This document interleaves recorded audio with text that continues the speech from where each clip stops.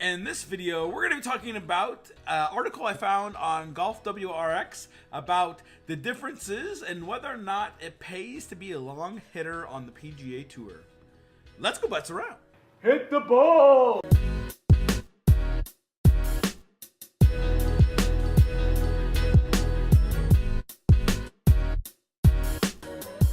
Hey guys, David Folk here. On this channel we do golf gear reviews and instructional videos just like this one. So if you're new here, consider subscribing. So guys, I found this article on Golf WRX a couple of days ago and I found it very interesting, just kind of on a surface level. I mean, there are a ton of factors that go into this topic as a whole, but as I look at just kind of all things being equal, this topic of do longer hitters really make more money on the PGA Tour? Do they perform better on the PGA Tour in terms of money list? It's interesting how they've laid it out in the spreadsheet. And again, this is not a comprehensive who's on the bottom 15. Let's take a look at their stats and scores.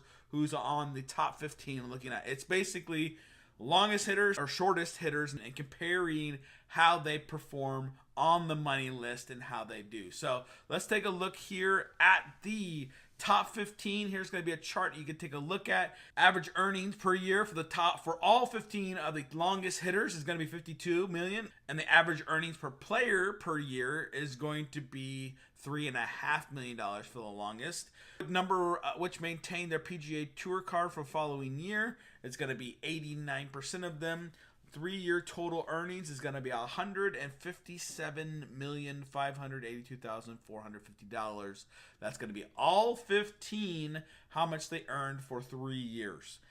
3-year driving average is going to be 310.2 yards, and average dollar per yard for the longest 15 combined is going to be $508,000, and per yard for each player is going to be $33,866 is how much they earn per yard, quote unquote. So guys, let's take that chart and then we're going to compare it to the shortest 15 drivers over 3 years. Earning average per year for all 15 players is going to be $13.6 million.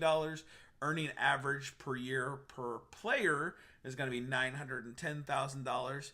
Top 10s going to be finishing on the money list is going to be a big fat zero. So if you're in the bottom 15 in driving average over the past 3 years, no one has finished in the top 10 for the money list. The number of players who kept their card the following year after being on the bottom 15 is going to be 40%. The 3-year driving average is going to be 378.6 yards.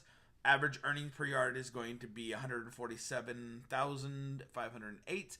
And per yard per player is going to be $9,833. It is interesting to note that the bottom 15 drivers are not going to perform as well as the top 15 longest drivers on tour. And I think that's going to be mostly due to course selection by the PGA Tour. Obviously, they want to go with the long bombs. They don't want to play the Harbor Towns all the time because Harbor Town isn't built for long drivers and it's not fancy to be able to play those courses. It's going to be a shot course. You have to plot your way around versus, you know, like the Hero World Challenge has just happened, right? It's a bomber's course. You keep it in play and you can just go as far as you want. This is taking one aspect, one snapshot of the overall game and saying, here's what's happening.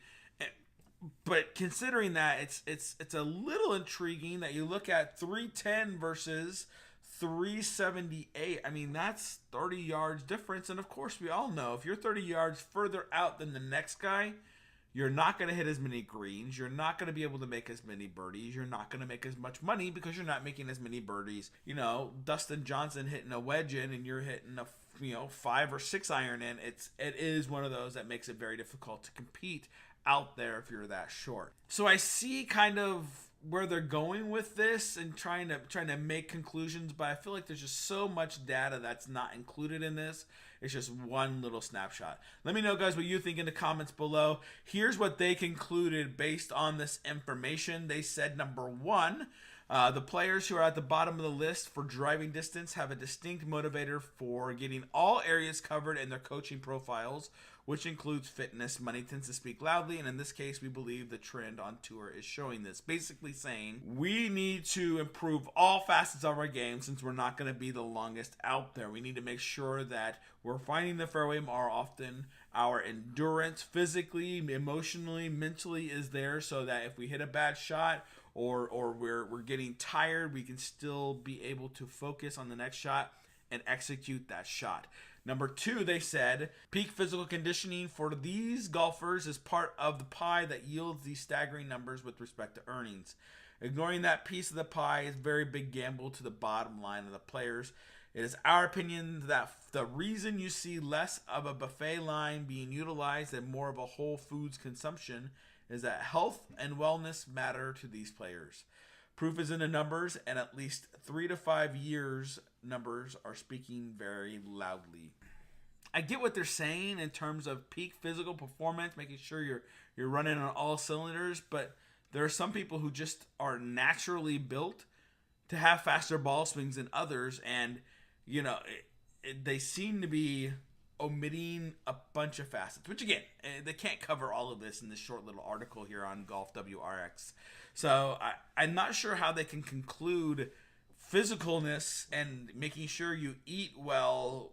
Maybe it's tweaking your swing. Maybe it's executing and getting better numbers on your launch monitor. Maybe it's looking and seeing what the other pros are being taught and how you can execute that. I'm looking at, like, let's say George Genghis, and you watch his videos and you see who he's producing and his swings are producing in terms of ball speed, in terms of execution. The fastest ball speeds on tour right now are below 130, yet some of his players that he's coaching in the collegiate level are above 130. So you gotta think that, yes, there's some athletic prowess to it, but maybe it's just swing mechanics as well, and trying to figure out how to best take what you got and develop skills around that to produce a faster ball speed. I mean, even Padraig Harrington is using George Genghis right now to try and increase his ball speed and get further distance. So I look at the conclusion and it seems a bit okay. I mean, I don't know. Of course, physicalness and exercise and making sure that you're physically fit is important, but I think there's more to it than that. And I think they could have drawn a few more conclusions based on what they presented. But let me know in the comments below what you think. Go ahead, post those questions as well. Look forward to hearing your comments and questions. And of course, guys, right down there, go ahead, hit that subscribe button. Give us a thumbs up. Thanks for watching. Looking forward to hearing from you.